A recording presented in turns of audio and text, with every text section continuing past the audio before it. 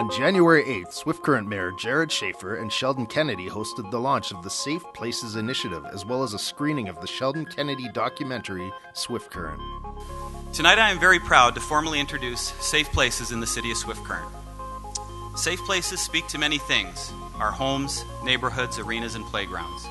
It's our classrooms, school buses, daycares, youth groups, and music lessons. A safe place should be anywhere kids have the opportunity to simply be kids. Unfortunately, they aren't always as safe as they should be. It was approximately a year ago that we found ourselves reacting to another case of sexual abuse in the Southwest, and it would have been very easy to simply wait for the storm to pass.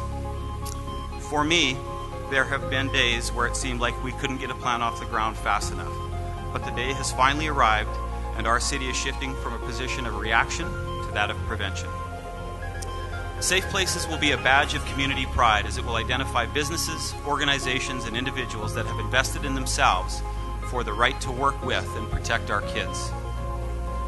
Being youth certified in Swift Current will require both a criminal background check and education on bullying, abuse, neglect, and discrimination, thanks to our strategic partnership with the Respect Group. Once those two tasks are complete, an individual will attain their youth certification from the City of Swift Current for a period of 3 years, at which time recertification will be required by refreshing the criminal background check and the training. Our objective is simple.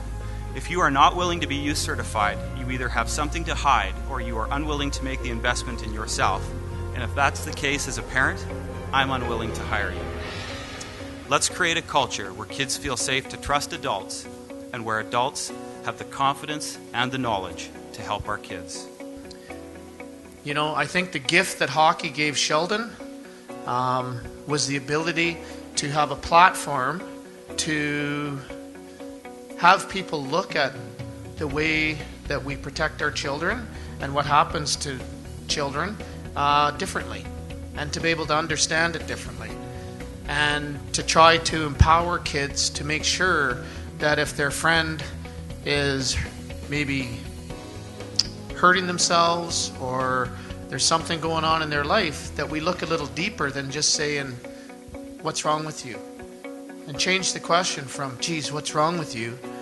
To, what's happened to you? Is there something going on? The next day, we caught up with Mayor Schafer and Mr. Kennedy to talk about the Safe Places launch. I think last night was everything. It was a night for a community to heal, a night for a community to kind of come together and rally around the concepts that we're working towards moving forward, which is being a leader in the discussion of abuse and trying to raise prevention. You know what, we were figuring it out last night, just in our heads, just kind of talking about the magnitude of, the letter that Jerrod had written on behalf of the city and the community of Swift Current, and the event, and then how the community came out, and 2 sold-out events around probably one of the most difficult subjects to talk about in society, and I think it rivals up there with for this city with the Memorial Cup win, as far as being able to be in a memorable day for many people, and I think that it will go down as one of those days, and I think what it does is gives this city the opportunity to be leaders. Kennedy talks about how Safe Places will benefit Swift Current. I just think what it does is create a confidence. If we look at the way people that hurt children operate in society, they operate on society's ignorance and indifference.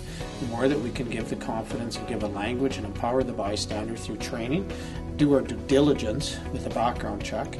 I think sometimes background checks are a false sense of security. You catch very few, but they need to be a part of it. But I think the key piece to this is the training and education. And, if you look at our business world, how much training do we have to do, and ongoing professional development training do we have to do on an ongoing basis to make ourselves better? Well, why wouldn't that be the same way with the way that we work with kids? I think this week and this weekend we really turned the page of being a community that, it's almost like that abused dog a little bit, where you're kind of backing away all the time. For so long we haven't wanted to talk about Graham James or Sheldon Kennedy or the topic of abuse, because it was just that cloud that wouldn't go away, and I think we close that chapter and we move forward as a community that we're ready to talk about it, we're ready to take on the issue and do all we can to support these guys that are doing such a great job with the great work standing up for children and standing up against abuse.